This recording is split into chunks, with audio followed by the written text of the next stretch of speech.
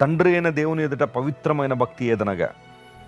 దేవుని దృష్టిలో భక్తి అంటే, నీ దృష్టిలో భక్తి అంటే కొన్ని నిర్వచనాలు ఇస్తావు.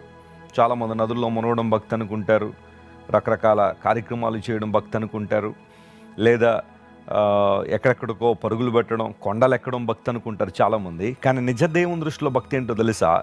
ఏహలోక మాలిన్యం అంటకుండా జాగ్రత్తగా కాపాడుకుంటున్నావు నీ జీవితాన్ని. అపవాది ఎన్నో విధానాలుగా నిన్ను శోధించాలని ప్రయత్నం చేస్తూ ఉంటాడు.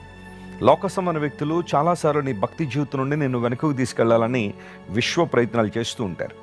ఎంతోమంది వారిచ్చే చెడ్డ సలహాల ద్వారా లేదా చెడు సూచనల ద్వారా నిన్ను సర్వశక్తులైన దేవుని నుండి వేరు చేయాలని ప్రయత్నం చేస్తుంటారు. కానీ నీవు దేవుని బిడ్డవైతే, క్రీస్తు ప్రభువుని మహిమపరిచే వ్యక్తివైతే, ఆయన మార్గంలో నడిచే వ్యక్తివైతే, నీవు దేవుణ్ణి మహిమపరుచున్నట్లుగా ఇహలోక మాలిన్యం నీకు అంటకుండా జాగ్రత్త పడతావు.